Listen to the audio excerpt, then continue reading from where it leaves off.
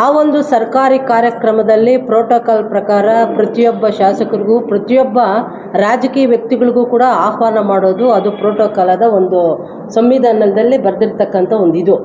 ಆ ಒಂದು ಉದ್ದೇಶದ ಮೇಲೆ ಅದು ನೇತೃತ್ವದಲ್ಲಿ ನಡೆಯೋದು ಯಾರ ನೇತೃತ್ವ? DC ಅವ್ರ ನೇತೃತ್ವದಲ್ಲಿ, ಅವರ ಒಂದು ಜಿಲ್ಲಾಧಿಕಾರಿ ಒಂದು ನೇತೃತ್ವದಲ್ಲಿ ನಾಡಗೌಡ ಕೆಂಪೇಗೌಡ ಅವ್ರದ್ದು ಒಂದು ಏನು ಜಯಂತಿ ನಡೆಯಿತು, ಅದಕ್ಕೆ ಅಧ್ಯಕ್ಷರು ಸ್ಥಳೀಯ ಶಾಸಕರು, ಯಾವುದೇ ಒಂದು ಪಕ್ಷದ ಶಾಸಕರ ಪ್ರಕಾರ ಅದಕ್ಕೆ ಅಧ್ಯಕ್ಷ ಸ್ಥಾನ ವಹಿಸೋದು ಅದು ಸಂವಿಧಾನಬದ್ಧ.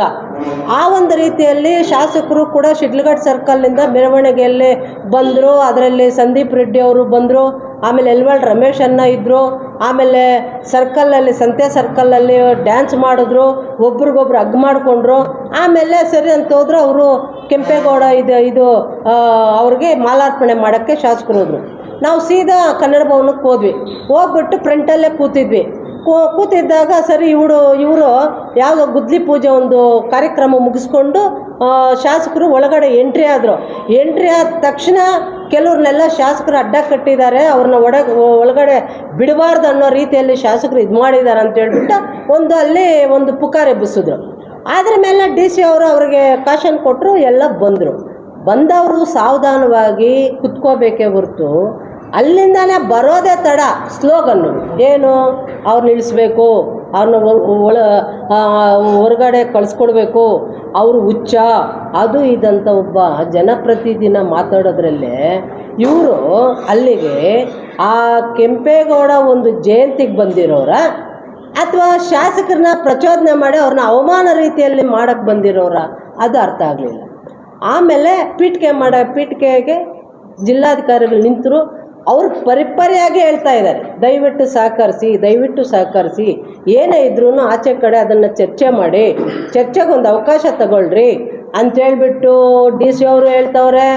ಇಲ್ಲಿ ತಾಲೂಕು ತಹಸೀಲ್ದಾರ್ ಮೇಡಮ್ ರಶ್ಮಿ ಅವರು ಹೇಳಿದ್ರು. ಯಾರು ಹೇಳಿದ್ರು ಅವ್ರು ಕೇಳೋ ಮಟ್ಟದಲ್ಲೇ ಇಲ್ಲ.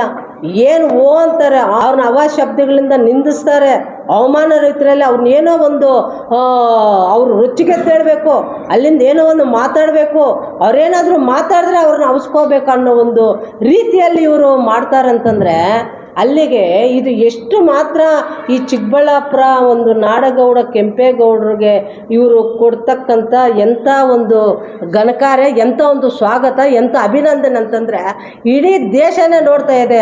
ಅಂಥ ಒಂದು ಇದು ಕೊಟ್ಟಿದ್ದಾರೆ ಅವತ್ತು ಇವರು. ಕೊಟ್ಟುಬಿಟ್ಟು ಮತ್ತೆ ಇವರು ಶಾಸಕರು ತಾಳ್ಮೆಯಿಂದ ಸಹನೆಯಿಂದ ಅವ್ರು ಕೂತಿದ್ರು. ಆ ಕಾರ್ಯಕ್ರಮದಲ್ಲಿ ಅವ್ರು ನ್ಯೂಸೆನ್ಸ್ ಮಾಡಲಿಲ್ಲ, ಯಾವುದೇ ಒಂದು ರೀತಿಯಾಗಿ ಅವ್ರಿಗೆ ನಿಂತ್ಕೊಂಡ್ರು, ಅವ್ರ ಭಾಷಣ ಅವ್ರು ಮುಗಿಸಿದ್ರು. ಇಷ್ಟು ಜನ ಇದ್ರಲ್ಲ, ನಾನಾ ರೀತಿಯ ಪಕ್ಷದವರೆಲ್ಲ ಬಂದಿದ್ರಲ್ಲ, ಅಧಿಕಾರಿ ಜೊತೆಗೆ ಮುಖಂಡರು ಅವರೇ ನಿಂತ್ಕೊಂಡು ಇದೊಂದು ಕಾರ್ಯಕ್ರಮ, ಸರ್ಕಾರಿ ಕಾರ್ಯಕ್ರಮ, ದಯವಿಟ್ಟು ಈ ಕಾರ್ಯಕ್ರಮದಲ್ಲಿ ಯಾರೇ ಆಗಲಿ ನ್ಯೂಸೆನ್ಸ್ ಕ್ರಿಯೇಟ್ ಮಾಡಬೇಡ್ರಿ, ಆ ಕ್ರಿಯೇಟ್ ಮಾಡೋದ್ರಿಂದ ಇದು ಅಫೆನ್ಸ್ ಆಗುತ್ತೆ, ದಯವಿಟ್ಟು ಕುತ್ಕೊಳ್ರಿ ಸಾವಧಾನವಾಗಿ. ಇಲ್ಲ ಆ ಥರ ಏನಾದರೂ ಶಾಸಕರಿಂದ ಒಂದು ಅವೇಳನ ಶಬ್ದ ಏನಾದರೂ ಕುಮಾರಸ್ವಾಮಿ ಅವ್ರ ಮೇಲೆ ಟೀಕೆ ಮಾಡಿದರೆ ಅದರ ಬಗ್ಗೆ ನಾಳೆ ನಾಡಿದ್ದು ಪ್ರೊಟೆಸ್ಟ್ ಮಾಡಿ, ಇಲ್ಲ ಒಂದು ಪ್ರೆಸ್ ಮೀಟ್ ಕರೀರಿ, ಓಪನ್ ಚರ್ಚೆಗೆ ಬನ್ನಿ. ಇವೆಲ್ಲ ಲಾಯಕ್ಕಿಲ್ಲ ಅಂತ ಒಬ್ಬರು ಅಲ್ಲಿ ಸ್ಟೇಜ್ ಮೇಲೆ ಹೇಳಲೇ ಇಲ್ಲ. ಎಲ್ಲ ನೋಡಿಕೊಂಡೆ ಸ್ತಂಭೀಭೂತರಾಗಿ ನೋಡಿಕೊಂಡೇ ಇದ್ದರು. ನೋಡ್ಕೊಂಡಿದ್ದವರು ಆಗಲಿ ತಾಳ್ಮೆ ಬಂದಾಗ ಏನು ಓ ಅಂತ ಕಿರ್ಚಾಡ್ಬಿಟ್ಟು, ಏನು ಅವ್ರ ಮೇಲೆ ಎಗರ್ಬಿಟ್ಟು ಏನೇನೋ ಮಾತಾಡಿಬಿಟ್ಟು, ಒಂದು ಯಾರೇ ಆಗಲಿ ಹೆಣ್ಣಂದರೆ ಎಣ್ಣೆ, ಅವ್ರ ತಾಯಿನ ಕೇಳೋದು, ಹೆಂಡ್ತಿನ ಕೇಳೋದು, ಅಸಭ್ಯವಾಗಿ ವರ್ತನೆ ಮಾಡೋದಂದರೆ ಇದು ಯಾರಾದರೂ ಯಾರ ಬಾಯಲ್ಲಾದರೂ ಬರೋ ಅಂಥ ಮಾತುಗಳ? ಅವಾಗ ಯಾರು ತಾನೇ, MLA ತಾನೇ ಸಹನೆಯಿಂದ ಇರ್ತಾರೆ? ಯಾರು ಇರ್ತಾರೆ? ಯಾರಾದರೂ ಇರ್ತಾರ? ಯಾರೂ ಇರಲ್ಲ. ಅವರು ಪಾಪ ಓಪನ್ ರೋಪಲ್ಲಿ ಬಂದರು. ಅಲ್ಲಿಗೆ ಏನಾಯಿತೋ ಅದೇನಾಯಿತೋ, ನಾವು ಆ ಯಾವಾಗ ಜನಜಂಗುಳು ಜಾಸ್ತಿ ಆಗೋಯ್ತೋ ನಾವೆಲ್ಲಿ ಸಿಕ್ಕಾಕೊಳ್ತೀವಂತ ನಾವು ಪಕ್ಕಕ್ಕೆ ಸರಿದು ಬಿಟ್ವಿ. ಇದು ಒಂದು ಜನಪ್ರತಿನಿಧಿಗೆ ಪ್ರತಿಯೊಬ್ಬ ಮತದಾರನು ಮತ ಕೊಟ್ಟಿರ್ತಾನೆ. ಇದು ಏನಾಗ್ತಾಯಿತ್ತು ಅಂತಂದರೆ ಅಲ್ಲಿಗೆ ಯಾವುದೇ ಒಂದು ಜಯಂತಿಗಳಾದರೂ ಕೂಡ ಇನ್ನು ಮೇಲೆ ಅವ್ರವ್ರ ಜಾತಿಯವರೇ ಆ ಜಯಂತಿಗಳಿಗೆ ಹೋಗಬೇಕು, ಅವ್ರವ್ರ ಜಾತಿಯವ್ರು ಬಿಟ್ಟರೆ ಬೇರೆ ಜಾತಿಯವ್ರು ಹೋಗಬಾರ್ದು.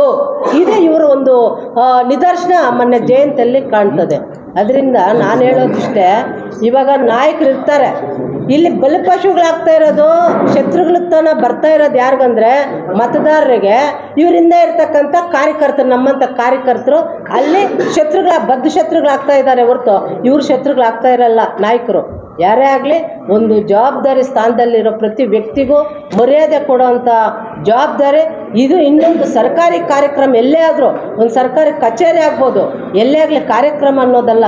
ಸರ್ಕಾರಿ ಕಚೇರಿಯಲ್ಲಿ ಸಾರ್ವಜನಿಕರ ಒಂದು ಹಿತದೃಷ್ಟಿಯಲ್ಲಿ ಯಾರು ಬಂದು ನ್ಯೂಸೆನ್ಸ್ ಕ್ರಿಯೇಟ್ ಮಾಡಿದ್ರೆ ಅವ್ರ ಮೇಲೆ ಕ್ರಿಮಿನಲ್ ಅಫೆನ್ಸ್ ಮಾಡೋವಂಥದ್ದು ಅವಕಾಶ ಇದ್ದೇ ಇದೆ. ಆ ರೀತಿಯಲ್ಲಿ ಪೊಲೀಸ್ನವರು ಅವರು ಏನು ಕ್ರಮ ತಗೊಂಡಿದ್ದಾರೆ, ಅವರ ಕ್ರಮ ತಗೊಂಡಿದ್ದಾರೆ. ಅವರ ಒಂದು ಏನಿದೆ ಪ್ರೋಟೋಕಾಲ್ ಪ್ರಕಾರ ಅವ್ರು ಮಾಡ್ತಾ ಇದ್ದಾರೆ. ಅದನ್ನು ಬಿಟ್ಟು ಇವ್ರು A1 ಮಾಡಬೇಕು, ಇವ್ರು ಅದನ್ನು ಮಾಡಬೇಕಂದ್ರೆ ಇವ್ರು A1 ಮಾಡಬೇಕಂತ ಇದ್ರಲ್ಲ ನಾಯಕರು, ಅವರೇ ಅವತ್ತು ತಡೆ ಹಾಕಿದ್ರೆ, ತಡೆ ಹಾಕ್ಬಿಟ್ಟು ಅವ್ರನ್ನ ಅಲ್ಲಿಗೆ ಶಮನ ಮಾಡಿದರೆ ಇದಿಷ್ಟಿಗೆ ಬೆಳ್ಕೊಂಡು ಹೋಗ್ತಾ ಇರಲಿಲ್ವಲ್ಲ. ಅವರು ಇವಾಗ ಆರೋಪಿಗಳಾಗಲ್ಲ, ಅದರಲ್ಲಿ ಇರೋಕ್ಕೆ ಸಾಧ್ಯ ಆಗ್ತಾ ಇರಲಿಲ್ವಲ್ಲ. ಇವತ್ತು ಕೂತ್ಕೊಂಡು ಅದನ್ನೊಂದು ಪ್ರೆಸ್ ಮೀಟ್ ಕರೆದು ಇಲ್ಲ ಓಪನ್ ಚರ್ಚೆಗೆ ಕರೆಸಿ ಒಂದು ಮುಖಾಮುಖಿ ಚರ್ಚೆ ಮಾಡಿದರೆ MLAಗೂ ಸರ್ಕಾರ ನೋಡ್ಕೊಂಡಿದ್ರು. ಅಲ್ಲಿ ಏನೇನು ನಡೀತೋ ಅವ್ರಿಗೆ ಮಾಡಬಾರ್ದು ಮಾತುಗಳೆಲ್ಲ ಆಡ್ಬಿಟ್ರು, ನಡಿಬಾರ್ದೆಲ್ಲ ನಡೆದ್ಬಿಟ್ರು. ಏನೇನು ಡಯಾಸ್ ಮೇಲೆ ಎದ್ದೋಗಿ ಹೇಳ್ಕೊಳ್ಳೋದೊಂದು ಬಾಕಿ ಇತ್ತು. ಆ ಥರ ಬಿಹೇವ್ ಮಾಡ್ತಾರಂತಂದರೆ ಇದು ಯಾರನ್ನ ಯಾವ ಸಂಸ್ಕೃತದಲ್ಲಿ ಮಾಡ್ತಾ ಇದ್ದಾರ? ಮತ ಅಂತಂದರೆ ಧರ್ಮ ಎಲ್ಲ ಧರ್ಮಗಳು ಒಂದಾದರೆ ಇನ್ನು ಬೇರೆ ಧರ್ಮ ಗತಿ ಏನು? ಜಾತಿ ಎಲ್ಲ ಒಂದೇ ಜಾತಿ ಅಂತ ಬೇರೆಯವ್ರಲ್ಲಿ ಹೋಗ್ಬೇಕು. ಬರೀ ಜಾತಿ ಆ ಜಾತಿ ರಾಜಕೀಯ ಬಿಟ್ಟಾಗಬೇಕು. ಜನಪ್ರತಿನಿಧಿ ಆಗಿರೋರು ಏನಕ್ಕೆ ಯೋಚನೆ ಮಾಡಬೇಕಂದ್ರೆ ಕ್ಷೇತ್ರದ ಅಭಿವೃದ್ಧಿ. ಎಲ್ಲನ ಒಂದು ಎಡವಟ್ಟಾಗಿದ್ರೆ ಅದನ್ನು ಎಡವಟ್ಟು ಸರಿಪಡಿಸೋದಕ್ಕೆ ಕಲಿಬೇಕು. ಅದನ್ನು ಬಿಟ್ಟು ನನ್ನ ಜಾತಿ ಇವ್ ನಮ್ಮವನು, ನಾನು ನಿನಗೆ ಸಪೋರ್ಟ್ ಇರ್ತೀನಿ. ಏನು ಸಪೋರ್ಟ್ ಇಡೋದು? ಬಲಿಪಶುಗಳನ್ನಾಗಿ ಕಾರ್ಯಕರ್ತರನ್ನ ಮಾಡೋದು, ಮತ್ತು ಅವ್ರನ್ನ ತಳ್ಳೋದು, ಮತ್ತು ಅವ್ರಿಗೆ ನಾನು ಈ ಬೆನ್ನೆಲುಬಾಗಿರ್ತೀನಿ, ನಾನು ಸಪೋರ್ಟ್ ಕೊಡೋದು. ಇದೆಲ್ಲ ರಾಜಕೀಯ. ಮಾಡಬೇಕಾಗಿರೋದು ಕ್ಷೇತ್ರದ ಅಭಿವೃದ್ಧಿ. ಮತದಾರರು ಏನು ಅವ್ರ ಕಷ್ಟ ಸುಖ ಪುಷ್ಟರಿರಿ, ಅದನ್ನು ಬಿಟ್ಟು ಇವೆಲ್ಲ ಮಾಡೋದು ಇದು ಬಹಳ ಖಂಡನೀಯ. ಇವಿಂಥ ಒಂದು ಅಹಿತರ ಘಟನೆಗಳು ಇನ್ನು ಮುಂದೆ ಯಾವೊಬ್ಬ ರಾಜಕೀಯ ವ್ಯಕ್ತಿ ಕೂಡ ಮಾಡಬಾರ್ದು ಅಂತ ಹೇಳ್ಬಿಟ್ಟು ನಾನು ವಿನಮ್ರಿಸ್ತೀನಿ.